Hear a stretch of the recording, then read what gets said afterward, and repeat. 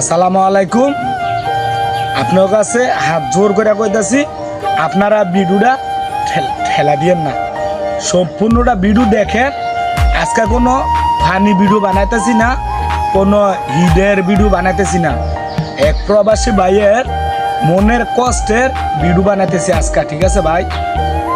তো একটা মানুষ যখন সে প্রবাসে যায়, তখন কিন্তু আপনার সে মা বাপ ভাই বোন বউ আত্মীয় স্বজন সব কিছু ত্যাগ করে যায়, তার জন্য যায় না। যদি তার চিন্তা ভাবনা করতো, তাহলে সে এই দেশে মাটি কাটা দিন মজুর যেই কোনো কাজকাম করে চলতে পারতো, শুধু তার সংসারের জন্য যায়, ঠিক আছে? তবে ভাই কালকা আমার কাছে একটা ভয়েস দিছে, আমার কানে আজও বাসে, যে একটা নারীর জন্য যদি সে প্রবাসে যাইতে পারে, শুধু নারীরা সুখে চলার জন্য, তার সুখের কথা চিন্তা ভাবনা করে না, তো এই নারীটা কিভাবে আরেকটা পুরুষের আসক্ত হয়? এই নারীটা জ্ঞান বলতে কিছু আছে? এই নারীটা যদি সে সত্যিকারী নারী হইয়া থাকে, সে আরেকজনের আসক্ত হয় কিভাবে? আপনাদের কাছে আমার একটাই প্রশ্ন, ঠিক আছে? আরেকটা কথা হলো যে একটা বিবাহিত মেয়ে আরেকটা ছেলে, যখন মেয়েটা ওই ছেলের ইয়ার মধ্যে যাই আসক্ত হয়, তখন কিন্তু ওই ছেলেটা মেয়েটারে নিয়ে জীবন সঙ্গী হিসাবে ভাবে না। সে কি তা ভাবে? সে ভাবে তার জীবনটা নিয়ে একটা লোভ করার পরে তারে ভোগ কইরা একটা ময়লা ডাস্টবিনও কিভাবে ফালাই দেয়, ঠিক ওইভাবে মেয়েটারে ভোগ কইরা ডাস্টবিনে ফালাই দেয়।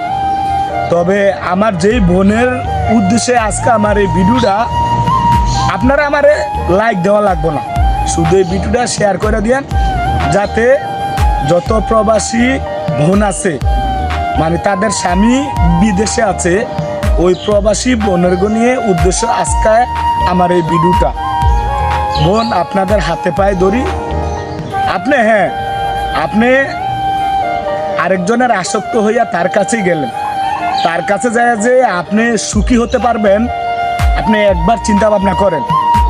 আপনি শুধু একবার চিন্তা ভাবনা করেন যে আপনি ওই লোকের কাছে যাইয়া কি সুখী হতে পারবেন কি না, আর ওই লোক যে আপনাকে জীবন সঙ্গিনী করে নিবে, তাকে আপনি শিওর?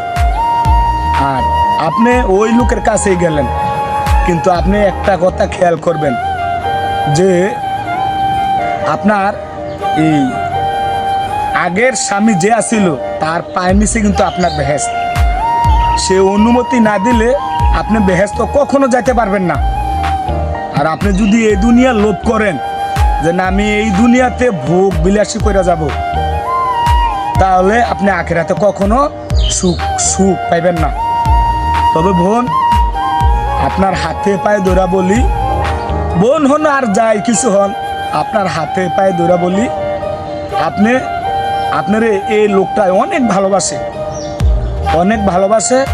আমার ভিডিওর নিচে লোকটার ছবি দিয়ে দিতেছি। ভাই অনেক কাঁদছে, আমার কাছে অনেক রিকোয়েস্ট করছে। আজকে আমার জ্বর, আমি এই জ্বর নিয়ে ভিডিওটা বানাইছি। আমি আর কইলেও ভিডিও বানাইতাম না, ঠিক আছে? ওই ভাইয়ের কান্না শুইনা আমি আজকে বাধ্য ভিডিওটা বানানোর জন্য, ঠিক আছে?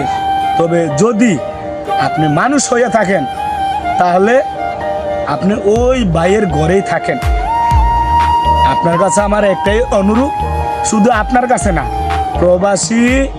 যতজন প্রবাসী বাইরে গেছে, যাদের বউ এই দেশে আছে, আপনারা কখনো আরেকজনের আসক্ত হইয়া লোভে আরেকজনের ঘরে যাবেন না।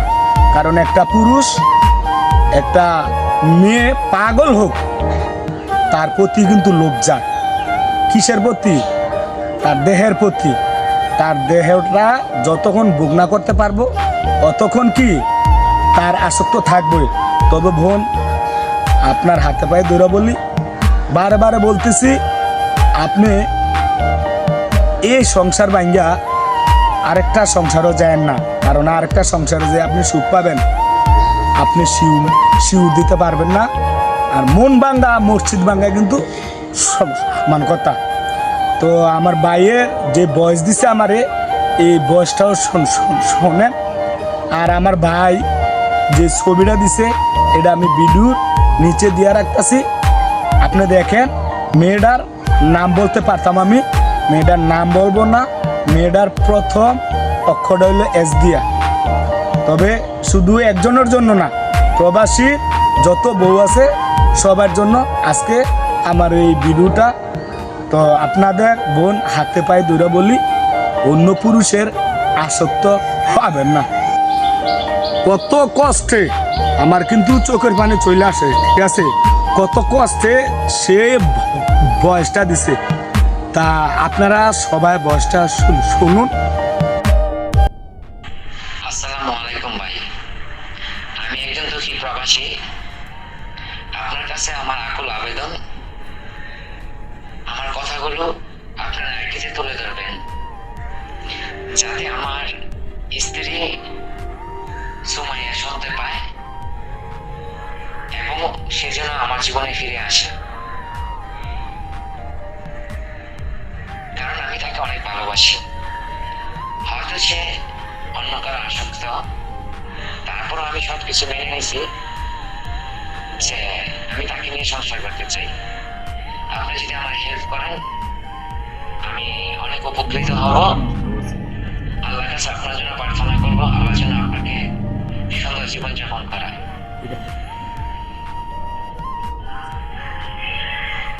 মাত্র আমার 4 মাসের সংসার ছিল। আমি জানি কোর্টের আদালতে অনেক কিছু বানোয়াটি হয়। আজ সে আমার সাথে মামলা লড়ছে, কিন্তু আমি চাচ্ছি ওকে আমার বুকে ফেরত পাওয়ার জন্য। কিন্তু সে কোন আশায় কোন লোভে আমার সংসার জীবন ত্যাগ করছে তা আমি জানি না। যদি আপনার এই ভিডিও দেখে ও একটু বুঝতে পারে যে আমার স্বামী আমাকে অনেকটা ভালোবাসে, আর তার ভিতরে যদি আল্লাহ হেদায়েত করে সে যদি ফিরে আসে, আল্লাহর কাছে লাখ কোটি শুকরিয়া।